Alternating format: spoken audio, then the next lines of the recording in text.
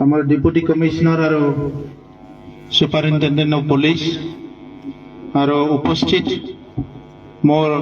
মরমর আর শ্রদ্ধার প্রাক্তন এনডিপির নেতা আর সদস্যসকল আর শ্রদ্ধার রাইজ सिबिनां रायजोफोर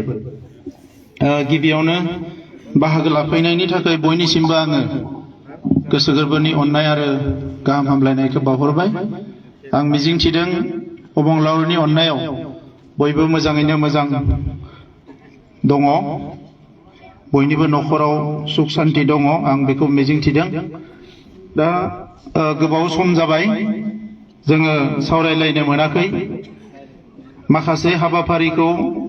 सरकारि भावे मावनांगौखाय जों नेनानै दङमोन रिहेबिलिटेशननि खोथा केस उइथड्रनि खोथा मार्टियारफोरनो माखासे एक्स ग्रेसिया होनांगौनि खोथा दा बेफोरखौ लानानै सरकारजों माखासे सावरायनाय जाबाय थादों नाथाय कोविड-19 नि थाखाय सरकारनि रांखान्थि हालोदा बारा मोजां नङा इकोखौ होनो नाङा ओरैनो नर्मेल खालामनो सरकारनि रांखान्थि हालोदा बारा मोजां नङा थेवबो आसामनि चिफ मिनिस्टार बिथाङा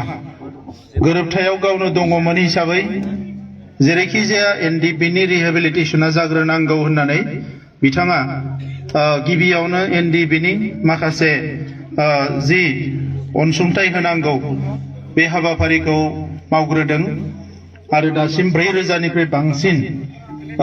रिहेबिलिटेशन होनाय जाबाय गुबुन गुबुन आफादफ्राबो रिहेबिलिटेशननि थाखाय नांगासिनो दङ नाथाय नोंथांमोना नुनो मोनदों जे आसाम गभर्नमेन्टआ एनडिपिखौ जेरैबायदि सन्मान होदों बेबायदि सन्मान गोबाङानो मोनाखै मैया दाख्लैयो माखासे जायफोर सारेन्डार खालामदों बिथांमोननो 1.5 लाखल' रां होदों नोंथांमोना नुनो मोनदों आरो बेवहायबो स्पेसियेलि बिथाङा बिबुंथियाव एनडिपिनि खोथाखौनो रायखांफिनदों दा बे हिसाबै जोङो आसा फारिदों थाबैनो जिखिना मोनाखै बिथांमोना मोनगोन आरो मुंख्लंफोरनि थाखायबो जोंनि आखायाव 8 कौटिल' रां दङ बेनिखायनो जों रानाखै मानोना मुंख्लङा बिराद बुरजा जानानै दङ थांनाय बोसोरावनो जोंनो 100 कौटि होनो गोनांमोन नाथाय कोविडनि थाखाय गभर्नमेन्टआ होनो हायाखै आरो जोंनिफ्राय लिस्ट बानायनायाव एनडिपि प्रोग्रेसिव एनडिपिआर एनडिपिएस बे मुंख्लंफोरनि लिस्ट बानायनायाव एसे सम लादों दा बेफोरखौ लाजोबनानै एसे गोबाव जादों दा फार्स्ट फेज लिस्टखौ जोंहा फेरेंगा बिथांनि दैदेननायाव जमा होनानै दङ दा बेनि सायाव गभर्नमेन्टआ स्क्रुटिनि खामानिखौ जागायबाय दा बेनिखायनो आं मिजिंथिदों बे गासैबो मोनफा मोनफा जागोन एसे सम नांगौ जादों मानोना थांनाय बोसोरनैयानो जथेस्थ एबनर्मेल मोनसे सिचुएशन थांबाय दा बेवहाय बाहागो लाफैनायफोरनि गेजेराव बेसेया रिहेबिलिटेशन मोनाखै आङो मिथिनो लुबैदों बेनि सिगाङावनो एनडिपिआर नि बेवहाय सोरबाफोर दङ नामा बेसेबां दङ अननानै दङब्ला आखाइ थिखांनांगो एनडिपिआर निफ्राय फैनाय आच्छा थिग दङ एस निफ्राय फैनाय दङ ना एस निफ्राय फैनाय सेंग्राफोर आच्छा थिगानो दङ जिराय माने माखासे जोंहा कमिउनिकेशन एसे गेप जादों आरो जों एसे गिदोंबो माने नाम्बारा बाराद्राय जायोबा कोविडनि थाखाय प्रग्रामखौ खालामनो हानाय नङा होननानै ओंखायनो दाख्लै जोंहा प्रोग्रेसिभनि दैदेनगिरि बिथांमोना रायलायदोंमोन सावरायदोंमोन ओंखायनो जास्ट लेट्स बिगिन जागायजेननाया जाथोंसै होननानै नैबे मिटिंखौ लाग्रोनाय जादों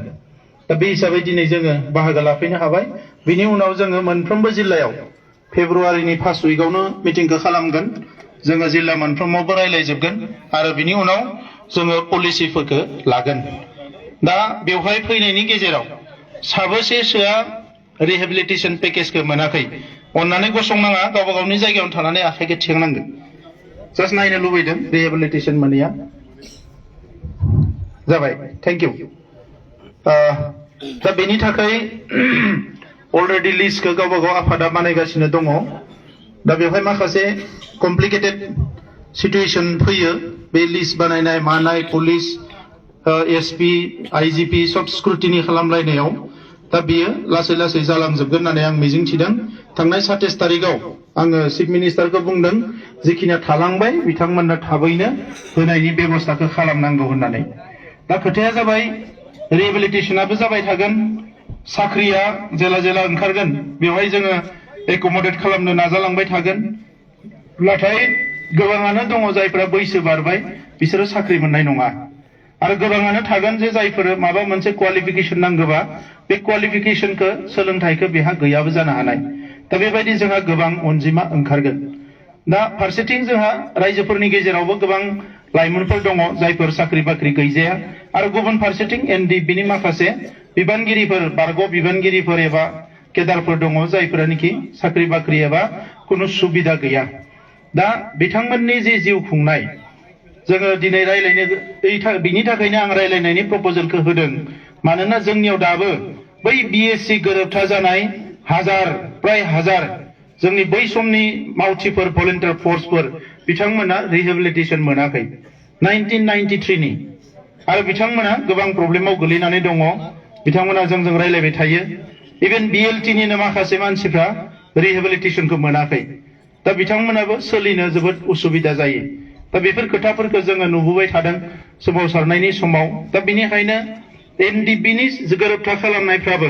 उनाव जाहाथे बेफोरबायदि जेंनायाव गोग्लैनाङा दा बेनि थाखाय जों थाबैनो दानो मेटारखौ जोङो टेकआप खालामनो नागिरदों आरो बेनि थाखायनो दिनै बेवहाय डिसि एसपि जोंहा स्किल डिपार्टमेन्टनि इएम विल्सन हासदा आरो एनडिएफबिनिनो बारग' दैदेनगिरि बिथां रनजित बिथां सायखं बिथां गासैबो जों ज' फैदों आरो जोंनि सेक्रेटारि बिटिसिनि सासे सेक्रेटारि आङो बेवहाय लाबोदों नरेन बसुमतारी आरो बिथांमोना पिएनआरडिखौ नायगासिनो दङ आरो एग्रिकालचार दा बेवहाय जोङो थिग खालामनो सानदों जे जोंहा क'क्राझाराव जिखिनि बारग' एनडिएफबि दङ बिथांमोननि गेजेराव सोर मा खामानि मावनो लुबैयो खामानिखौथ' मावखाथारनांगोन जिबाबो मावनांगोन बिजनेसबाबो मावनांगोन थिकाबाबो मावनांगोन दाउ अमा फिसिनायबाबो मावनांगोन माबा मोनसे नङा माबा मोनसे मावनांगोन आरो गाबोन समफोर जेला साख्रि ओंखारगोन सोरबा साख्रि मोनबाय साख्रियाव ब्लड थांबाय नाथाय साख्रि मोनसान्दै बा साख्रि मोना समाव बा साख्रिखौ माबा जाहोनाव मोनदियानो रिजेक्ट जाबाय संसारखौथ' सालायनांगोन न'खरखौथ' सामलायनांगोन दा नैफोरबायदि सिचुएशनाव जोङो खामानि मावनो थाखाय माखासे स्कप जोंहा दङ गोबां स्कप दङ जोंहा दा बै स्कपफोरखौ दिनै government of Assam government of India आरो BTR गभर्नमेन्ट लोगो नांनानै जोङो बोरैहाय प्रायरिटियाव सोर मा मावनो गोसो बेखौ बोरैहाय जोङो मदद खालामनो हायो बिनि मोनसे मेपिं खालामनांगोन आरो बेखौ लानानै आङो फंबाय बिलिरथि आरो बिसोरनि माखासे टीम बिसोरजों आं रायलायबाय थादोंमोन जे जोङो अलरेडि बेखौ स्टार्ट खालामनांगोन आसाम गभर्नमेन्टनि SIRD निफ्राय लानानै IIE निफ्राय लानानै गोबां फसंथान दङ बिथांमोना मदद खालामनो थाखाय रेडि जानानै दङ जोंनियावबो गोबां बेंकफोर दङ नाबार्डफोर दङ बिसोरबो हेल्प खालामनो हायो दा बिनि थाखायनो जोङो समखौ बारहोआलासिनो जे थाबैनो जों खामानिखौ स्टार्ट खालामोबा जोङो थाबैनो रिटार्नखौ मोनगोन एबा जोङो इनकामखौ मोनगोन गुबुन फारसेथिं जायफ्रा एसे एनै रां मोनबाय बे रांनि गेजेराव खावसेखौ बाहायनानै खावसेखौ जुदि जोङो साब्रै साबा सयजन सातजन लोगो नांनानै ज' खालामोबा हारसिङै आङो 2 लाख थाखा मोनगोन दङ आंनियाव किन्तु 10 जनजों लोगो नाङोबा जोंहा 20 लाख थाखा जायो 20 लाख थाखाखौ जुदि जों ज' खालामोबा गभर्नमेन्टनिफ्राय जों आरो 20 लाख थाखा मोननायाव गोरलै जायो माने 40 लाख थाखा जोङो बुथुमनो हायो 40 लाख थाखा बुथुमोबा जों जुदि दाउ फार्म बानायोबा बिराद गिदिर दाउ फार्म जागोन बियो अमा फार्म बानायोबाबो बिराद गिदिर अमा फार्म जागोन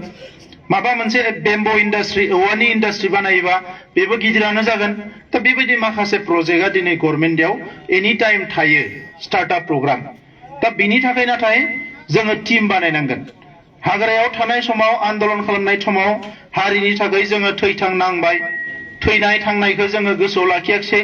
जेरैखि जाया हारिनि थाखाय दावगानांगौ दिनै मोजां खोथा जे मोनसे गोरोबथा जाबाय मोजाङैनो मोजां जिउखौ लानानै न'आव फैनो हाबाय बिमा बिफा बिब' बिनानाव थानो हाबाय नाथाय जोंनि दायित्वआ जोबाखै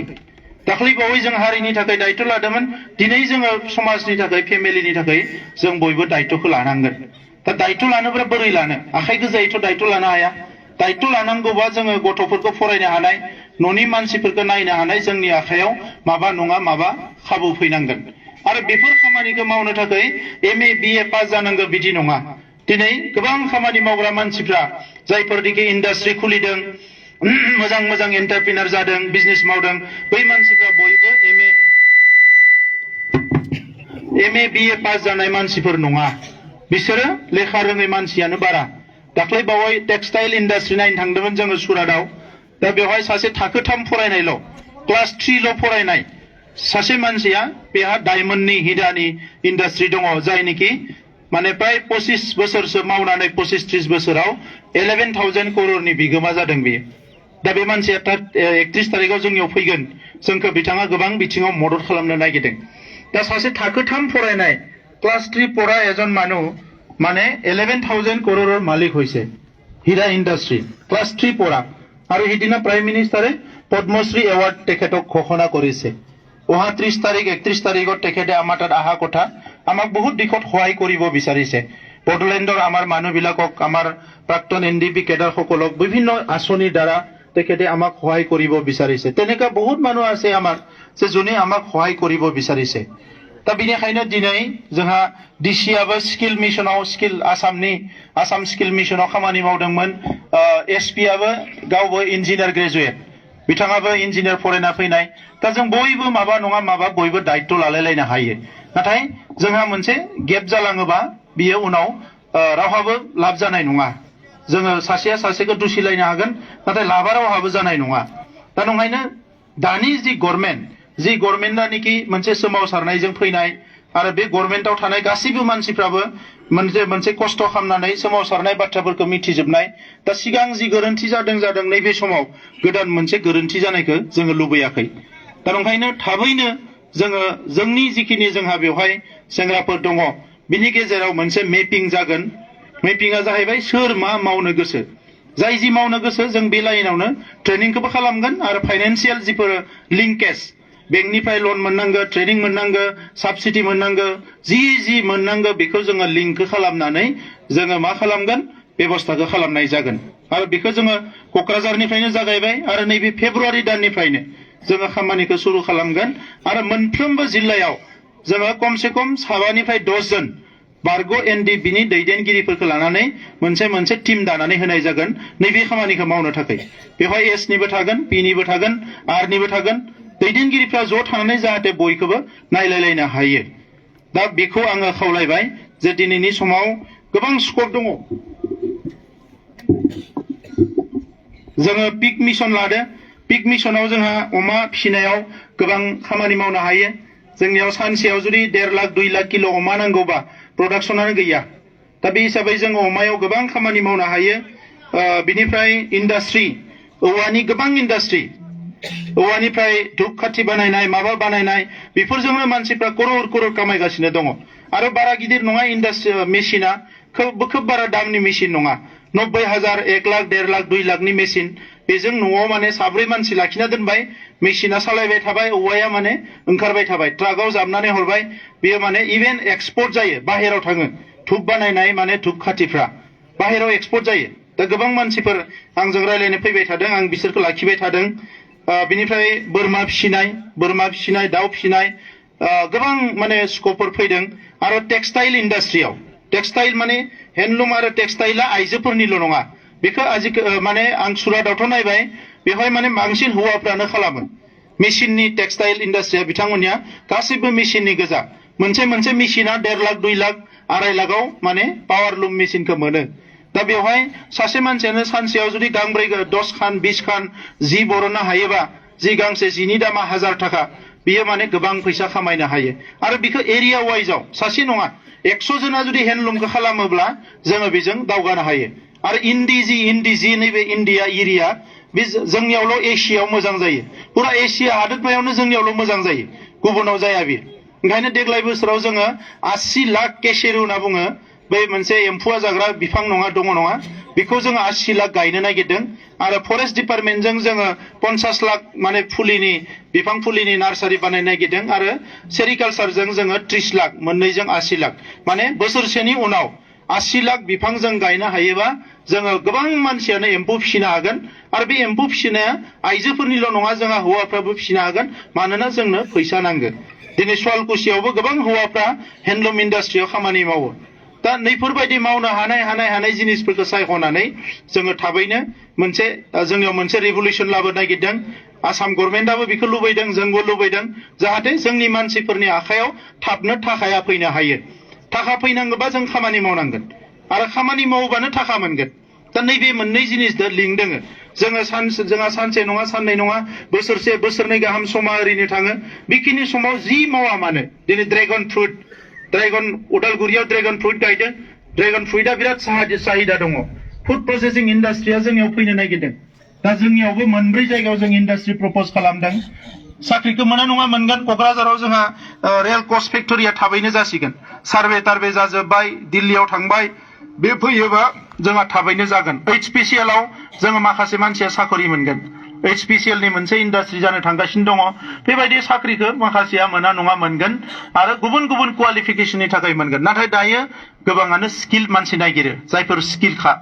दा बे स्किलनि थाखाय जों रावबो लाजिनाङा बैसोनि खोथा गैया गोबाङानो कम्पिउटार सोलोंनांगौ स्किलखौ सोलोंनांगौ आरो गावबा गावनि जिउ दानायनि थाखाय बयबो मेन्टेलि रेडि जानांगौ दा बेवहाय हौवासा हिनजावसा होननाय खोथा नङा दा नंखायनो आङो गोलाव बाथ्रा बुंनो सानाखै आं जास्ट बिगिनिं हिसाबै बेखिनिखौ बुंबाय आरो दिनै जास्ट बिगिनिंल' बिनि उनाव जोंहा बिनि दैदेनगिरिफ्रा मोनसे फर्मेट राननानै सोर मा मावनो गोसो बेखौ जुदायै माने माबा खालामगोन मा होनो सार्भे खालामनायनि उनाव एकर्डिंलि